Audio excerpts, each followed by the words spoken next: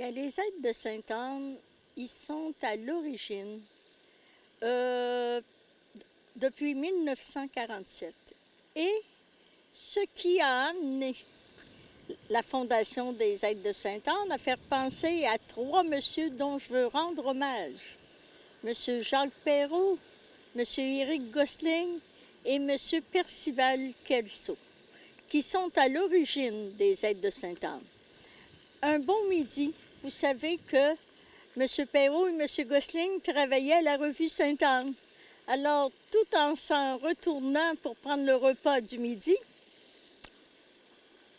une pèlerine, la mère et l'enfant, s'en allaient eux autres manger à leur pension qui était chez les Sœurs du Saint-Rosaire, au couvent. Tout en s'en allant, la chaise roulante qui est faite en bois se brise. Alors, l'enfant choit à terre et elle est secourue par nos deux comparses, M. Perrault et M.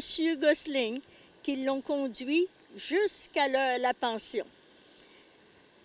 Suite à ça, la jeune s'appelait Mary Brewer. Suite à ça, eh bien, ils ont songé à fonder une association qui serait au service des pèlerins malades d'abord et ensuite des pèlerins venant prier la grande thaumaturge, Sainte-Anne. Et vous savez que le premier, c'est intimement lié aussi parce que la bonne Sainte-Anne, elle aimait les malades. Et sa basilique, quand ils l'ont construit, la nouvelle basilique, eh bien, c'est un perclus aussi, c'est un malade, Louis Guimont, qui a été guéri. Alors, de là commencent les miracles et les prodiges dont Marie de l'Incarnation parlait au tout début de la colonie, ce qui se passait ici à Sainte-Anne. Alors, Sainte-Anne, la basilique Sainte-Anne de Beaupré, est le Lourdes d'Amérique, comme ça passe en France, le Lourdes.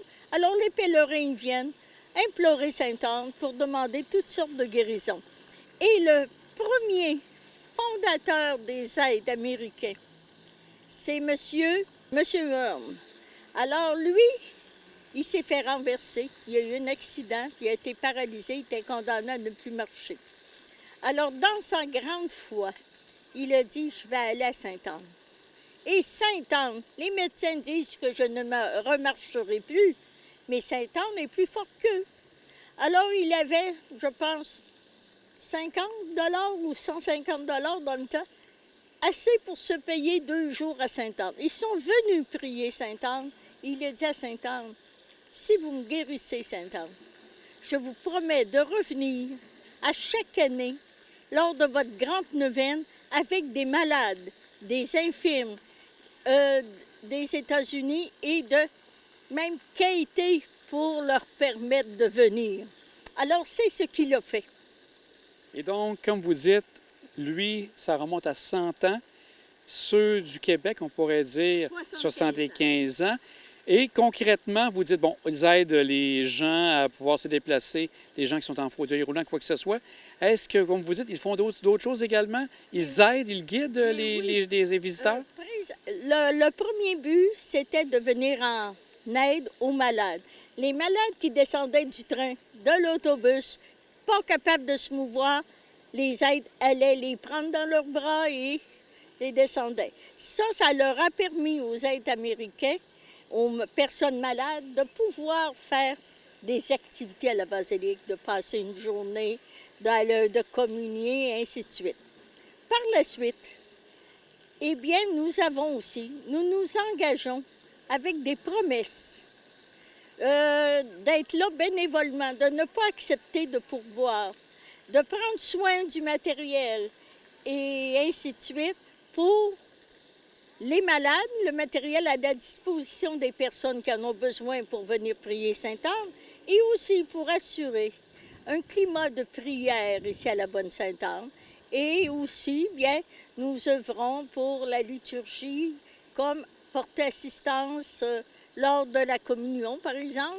Ce n'est qu'un exemple, mais nous aidons à assumer un climat de prière dans l'Église et à aider et à venir en aide aux gens qui y sont. Aussi, je me rappelle bien, parce que j'ai eu à circuler ici dans la basilique, un autre aide qui était bien populaire, qui a apporté beaucoup justement de soutien, c'était M. Gérard Drouin. M. Drouin a été là longtemps, lui, je crois aussi. M. Drouin a été là longtemps. Bien, disons qu'on va y faire chronologiquement. Ça a été M. Hum. Ça a continué avec sa fille qui a perpétué son œuvre, Rita Ilouriel.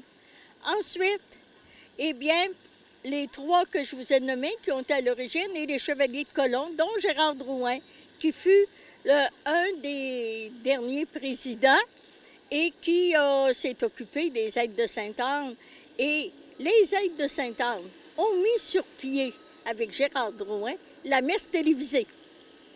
Alors, ça a été un apôtre pour aller vendre la messe pour un prix abordable dans les foyers, dans les hôpitaux, afin que les malades puissent entendre la messe et recevoir l'aide de Jésus et de Sainte-Anne. Et là, vous, maintenant, c'est vous qui êtes la nouvelle présidente. Comment ça fonctionne maintenant? Normalement, il y a un président et un comité. Présentement, je suis la responsable pour la neuvaine de Sainte-Anne et les événements extraordinaires. Et sur semaine, il y a une autre équipe qui vient pour aider les groupes parce que maintenant, j'ai été longtemps présidente, mais je ne peux plus à cause des diverses obligations que j'ai. Vous êtes combien maintenant d'aide en 2022? En 2022, j'ai demandé, là, puis là, j'ai pas tout le monde parce qu'on m'appelle encore. On se réveille à minuit moins une. Alors, présentement, j'en ai une cinquantaine qui m'ont dit qu'ils seraient là cet été et qui seraient là aussi pour la venue du pape. Et je crois que vous avez déménagé de secteur. Vous êtes maintenant rendu dans à le même étage, mais un petit peu plus près de la sortie à l'extérieur gauche, je crois. Hein? Oui, nous sommes à la basilique, mais avant, nous étions en première loge, dans les premières loges, tout près de la porte d'entrée. Là, ce que nous avons fait à cause de l'eau qui a coulé et des réparations qu'il y a à faire, nous déménageons cette année dans le local du père Baillargeon. Qui est tout en face et qui est tout près de la porte de sortie.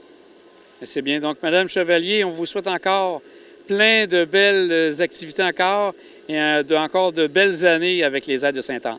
Bien, je vous remercie. Et si je suis ici pour souligner le 75e et le 100e, c'est que je veux rendre hommage à nos pionniers qui ont été M. Riel, c'est bien sûr, M.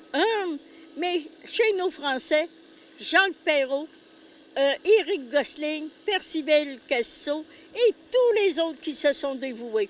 Vous savez, moi, je suis une des dernières entrées pratiquement et ça fait déjà 37 ans que je suis là.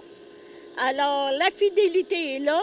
Vous savez que nous sommes une sodalité, donc nous sommes constitués selon un ordre religieux, ni plus ni moins. Et nous avons nos vitraux ici. Il y a un vitrail quand on descend l'escalier d'en bas où on voit foi, dévouement, charité pour les aides français. Et vous en avez un autre aussi qui représente la fondation des aides du côté américain. Bien, un grand merci. Un grand merci, puis encore continuer votre belle œuvre ici avec les aides. Merci.